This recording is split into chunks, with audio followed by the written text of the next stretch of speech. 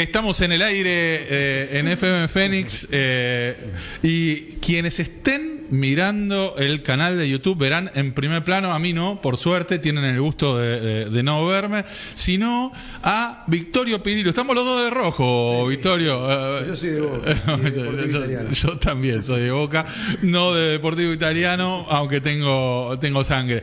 El secretario general de los trabajadores municipales de Vicente López, un amigo de la casa, Vittorio, un gusto tenerte por acá de nuevo. Gracias, igualmente.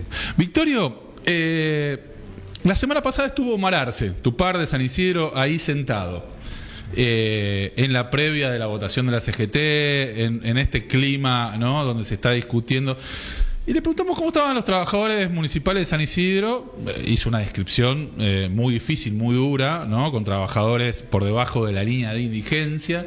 Y después le dijimos, pero esto pasa en San Isidro, están en todos lados igual. Y me dijo, mira, no están bien los trabajadores municipales en general. En Vicente López un poquito mejor están, vamos, ¿no? Contame cómo están los trabajadores municipales de Vicente López, que tus pares de la región dicen que están un escalón por encima del resto. Bueno, hoy los trabajadores en general no están bien. La mayoría del país, tanto públicos como privados, están por debajo de la línea de pobreza. Quizás algunos hemos obtenido algunas mejoras que nos ponen en algún lugar un poco mejor, pero eso no es tampoco para hacer alarde de nada, sino que es como un desafío para seguir empujando un poco más. Es una situación muy compleja la que nos toca vivir, porque creo que estamos en medio de un cambio de época. Un cambio de época en el sentido en que irrumpió en la política un presidente que es muy cuestionado por nuestro sector, por el sector dirigencial, pero que en el fondo, aunque digan lo que digan, tiene una propuesta, aunque sea horrenda, la tiene y va en dirección a los objetivos que se fija. Lo que se llama la oposición está sin propuesta. Fíjese que la única propuesta de campaña fue pongámosle un freno a Milei o echemos a Milei, saquemos a Milei. Entonces me parece muy pobre. Y creo que hay un cambio de conducta. Hay una mayor inclinación al individualismo y no a lo colectivo. Se ha perdido la sensibilidad social y la solidaridad, y todos piensan que es lo nuevo, en que cada uno se salva por sí mismo y que su futuro está solamente en sus manos y no en el hecho de lo colectivo, ¿no? En ese esquema nos tenemos que mover. ¿Y qué pasa? Para resumirlo, Milei está en streaming y la oposición está en el canal Volver, está en blanco y negro. Clarísimo. Y este mensaje que está en streaming, este mensaje que está con el lenguaje y con la tecnología, digo, más adecuada a la época, está hablando del achicamiento del Estado, está hablando de la motosierra y está proponiendo... nos pasa con los referentes locales, quizás no tanto en Vicente López, que justo hay una intendenta que le tocó estar de violeta, pero es más amarillo que violeta. Pero si uno habla con cualquier referente local, lo que dice es que tenemos que llevar la motosierra a los municipios, digamos, ¿no? Tenemos que lograr lo que se logró a nivel nacional en los municipios. ¿Están apuntándole a los trabajadores municipales? No solamente a los municipales, a los estatales en general. Desde La Quiaca hasta Ushuaia. Y bueno, por una gravedad que tiene un acompañamiento social. Claro. O sea, que la propuesta que se lleva adelante, la gente la acompaña. Y la acompaña producto de que en épocas de bonanza, como se ha dicho, fíjese, hemos desperdiciado gobiernos que quizás eran más proclives a mejorar condiciones laborales y no se aprovechó por parte de la dirigencia laboral el hecho de ser ella la impulsora de la actualización de una ley de trabajo que mayormente tiene casi 60 años y que nos ponen una doble moral. Y nos ponen una doble moral porque esas leyes son de la dictadura. Entonces, ese dormir de la dirigencia, ese estar cómodo, hoy se paga con creces. El agrandar en demasía el Estado y volverlo ineficiente para que la gente peregrine por un turno en un hospital, por un servicio, que sus operaciones sean postergadas, etcétera, etcétera, etcétera. Y así sucesivamente en todos los ámbitos que se describe en el Estado, hace que hoy se encuentre una especie de revanchismo dentro de esta sociedad, de decir, bueno, yo padecí, apoyé y se ha fracasado. Ese modelo fracasó y me castigó. Y hoy no estoy de acuerdo con eso. Y creo que la propuesta, que no hay propuesta de la oposición, es insistir con algo que la gente, no es que vota a Milei porque es Milei, yo creo que es un voto huyendo hacia adelante, escapando del pasado. A mí me parece más por eso. Porque el pasado insiste con las políticas que ya fueron fracasadas y que fueron derrotadas en las urnas. O sea, no por nada, Milei es presidente, y es presidente con gran parte de los votos de aquellos que se decían que estaban en un sector mucho más progresista, mucho más popular. Hace unos días hubo renovación de autoridades en la CGT. Nombres que para la mayoría no son conocidos en un contexto que les va, parece que la agenda pública los va a llevar a protagonizar una discusión importante en la Argentina. Vos que sos sindicalista, que los debes conocer, ¿qué es lo que eligió la CGT con estos tres hombres que forman el triunvirato? Si vos tenés que decir, bueno, para el resto de la sociedad, para el mundo de los trabajadores, para el empresariado, para el gobierno, estos tres hombres están hablando de ¿qué? No. Bueno, no hablan los tres. Los que hablan son los que están detrás de esos tres. Bien. Que son los mismos que estaban antes al frente. Bien. Y que ahora no pueden estar porque están muy gastados. Entonces hay un recambio de figuras, pero en el fondo el manejo lo siguen teniendo los de siempre. Y cuando me refiero a los de siempre, son los que en la década del 90 pactaron con Menem la flexibilización laboral, son los que estuvieron con De la Rúa en ese famoso escándalo de la Banelco, con la reforma de la ley laboral, son los que fueron con Macri a la rural a llevar un proyecto de la mano del ministro Triaca, que hoy también vuelve a ser actor importante en esta reforma, porque creo que lo que se plantea es esa misma reforma que no fue consensuada en su momento en esa rural, con algunas modificaciones, creo, que se le aplicarán conforme a las nuevas modalidades prestacionales que han irrumpido en la sociedad, como los que se conocen, fuera de lo tradicional, ¿no? Bien. Entonces, yo no tengo ninguna esperanza, pero no es solamente el tema de la CGT, porque antes hablamos de algo que está mayormente representado por la CTA. Acá hay un fracaso gigante de la CTA y hay un fracaso gigante de la CGT. Pero bueno, tampoco es para que las patronales se aprovechen demasiado del momento, porque la historia argentina es cíclica y es extremista, va de un extremo al otro. Entonces en este momento la pelota de penal lo tienen ellos. Y yo digo, el trabajador no fue tan malo con las patronales, porque cuando fueron momentos de crisis, como el 2001, si no quebraron más empresas de las que quebraron, es porque hubo trabajadores que han donado hasta su sueldo y apoyaron a sus respectivas empresas para no perder el empleo y ayudar a quienes le habían dado empleo. Y así, en la época de pandemia, hoy se subestima el tema de lo estatal, pero yo le recuerdo a la población que a las 9 de la noche era un reloj clavado, que salían a aplaudir a los balcones y en la calle, a los médicos, a las enfermeras, a los enterradores, a los recolectores de residuos, a todos aquellos trabajadores en sí, que sería muy largo de enumerar, que se consideraban esenciales, y que en el caso particular nosotros tuvimos casi 34 fallecidos y 2.970 infectados de COVID. Entonces, yo creo que si no se ninguna ley de por sí cambia nada. Usted podrá imponer en la sociedad la mejor ley que quiera.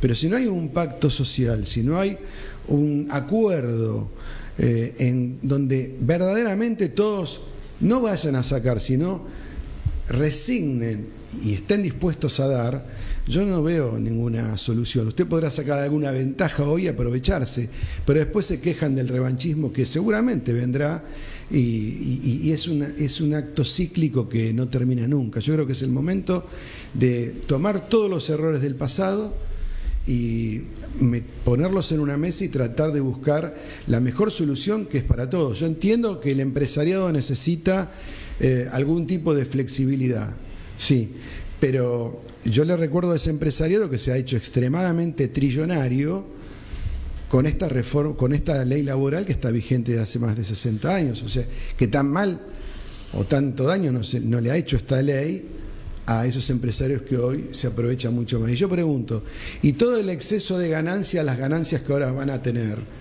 el Estado va a arbitrar algún mecanismo para que ese excedente de dinero sea reinvertido nuevamente en la Argentina, se generen nuevos puestos de trabajo, convirtamos en una industria competitiva y podamos ganar mercados internacionales y generar los dólares que necesita la economía nacional? ¿No lo ordena solo el mercado eso? O solamente va a servir para más fuga de capitales al exterior y más empobrecimiento para los trabajadores. Victorio, metámonos un poquito en la discusión que está empezando a ver sobre la reforma laboral. Arce la semana pasada decía es humo, digamos, ¿no? Es una cortina de humo, están queriendo tirar esto para no hablar de otra cosa. Mi posición, la contaba hace un poquito, también lo decía la semana pasada, es creo que hay mucha reglamentación que hay que revisar, el empleo ha cambiado mucho. La cantidad de empleo negro es una pregunta, la cantidad de trabajadores que no están formalizados es una pregunta que nos hace a todos, decir, bueno, hay algo hay que hacer. Yo no tengo la respuesta, pero claramente ahí hay un problema enorme y está señalando de que algo no está funcionando. Ahora me pasa algo parecido como cuando se discutía en otro momento el tema de los planes sociales, digamos, ¿no? Como si el problema de la Argentina fueran las 2 millones de personas que cobran 70.000 pesos, o el problema de la Argentina ahora, que es necesario cambiar para el desarrollo de la Argentina, son las condiciones laborales de los trabajadores que están en blanco, digamos, ¿no? Entonces, si no reformamos eso, la Argentina no crece. Si reformamos eso, bueno, subimos como pedo de uso, diría alguno, digamos, ¿no? Eso me parece un poco hipócrita, digamos, ¿no? Te lo tiro y dale, y jugá. No, es hipócrita que lo planteen aquellos que han flexibilizado, porque en su momento, en el 2001, si no hubo una guerra civil acá, fue gracias a este sindicalismo tan mancillado que tenía 16 millones casi, o 15 millones y medio de sindicalizados.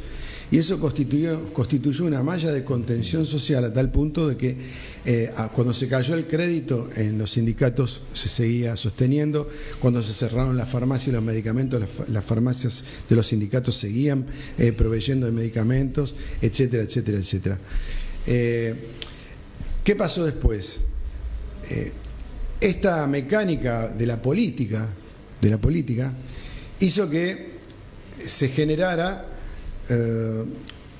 una cuestión de rehenes en donde el debate, digamos, dialéctico, en el sentido de que la CGT era la columna vertebral del peronismo, lo que se dijo históricamente, tuvo que ser suplida en su momento por Néstor Kirchner, que ya estaban los planes sociales, pero en su interna entre Chiche Dualde y Néstor Kirchner y Cristina, recuerde que pasó, hubo una sobreexageración en la ayuda económica a estas organizaciones sociales que flexibilizaron las relaciones laborales, porque yo recuerdo que toda esa gente no tenía sindicato, no tenía obra social, no tenía aportes jubilatorios, no tenía RT, no tenía nada. O sea que la flexibilización laboral en sí ya viene de hace décadas.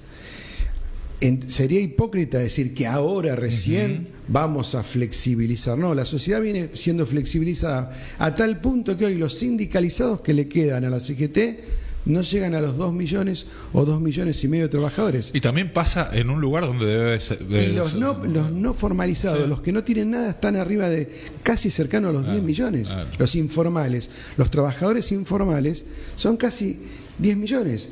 Entonces, hay una realidad que debe ser atendida. Esto que se dice que la reforma se hizo de hecho, digamos, ¿no? Que ahora hay que ver... Se hizo de hecho, pero lo importante es a quién se va a ayudar. ¿Cómo se piensa rescatar a esa gente? Yo publiqué, ustedes publicaron una nota de quien le habla, que fue tomada ayer por el ministro Caputo, contradiciendo a Sturzenegger, a quien le reformó ahora en parte su proyecto. Yo había dicho que en su momento era importante que toda esa masa de dinero que manejaban las organizaciones sindicales. No, sindicales no. Sociales fueran volcadas en un pacto con las pymes, que sean las pymes las que recibieran, que fueran las pymes las que se le bajaran las cargas patronales y que fueran las pymes a las que por 1 año y medio o 2 no, en caso de haber algún juicio laboral, lo absorbiera el Estado. Pero la pyme tenía que asumir un rol social. ¿Cuál era? De incorporar a toda esta gente, capacitarla, darle mano de obra y reinsertarla en el mercado laboral. Es como usted mira, es costoso. Bueno, si usted lo ve como un costo la salud, entonces no la va a ayudar nunca. Se morirían todos. Si usted la educación la ve como un costo, serían todos analfabetos. Sí. Pero ¿cuánto más hemos perdido por no invertir en educación, en salud, en capacitación, en ayudar a las medianas empresas nuestras? No estoy hablando de las multinacionales, porque las pymes son las que generan casi el 80% del trabajo genuino de lo que queda del país, ¿no? Lo supimos tener en la década del 70, donde éramos potencia, digamos, industrial. Brasil en el 67, 68, 69, 70, 73 no llegaba a producir ni un cuarto de lo que producíamos nosotros, y mucho menos en la calidad. Todavía hoy no tiene la calidad de la mano de obra del obrero argentino. El obrero argentino es muy capaz, pero falta la asistencia y no el hecho de la política expulsiva a esa tierra de nadie donde son invisibilizados y donde la persona no es nada.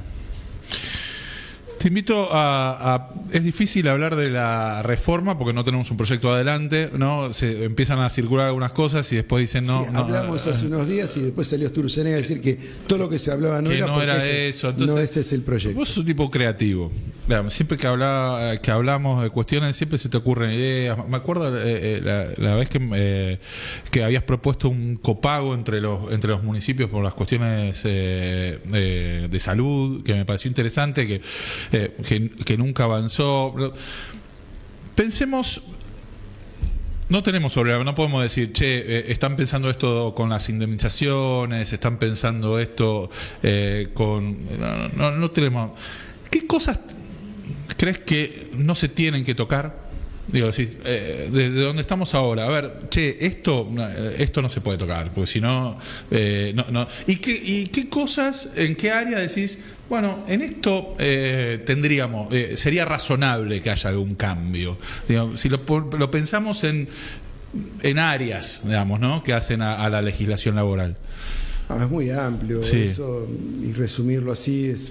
Pero digamos, yo no estoy de acuerdo con el tema de que las vacaciones sean fraccionadas y encima la empleadora diga cuándo te lo tenés que tomar, y que no sean superiores a una semana. Hubo de esos de esos planteos que estuvieron dando vuelta. Estuvieron dando vuelta el planteo de eliminar el aguinaldo y las vacaciones, o sea, es volver a 1800.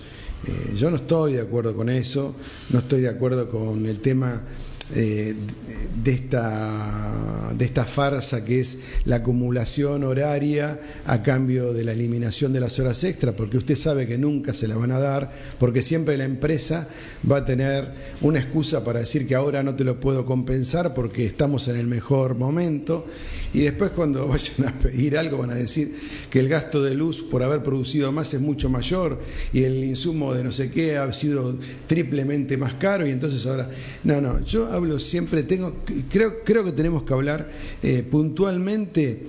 Se va a poner toda la ley, y yo no coincido en que no va a haber ley, va a haber ley. Creo que el 15 de diciembre va a haber una ley para discutir. Va a haber una ley para discutir. ¿Cuál es la ley?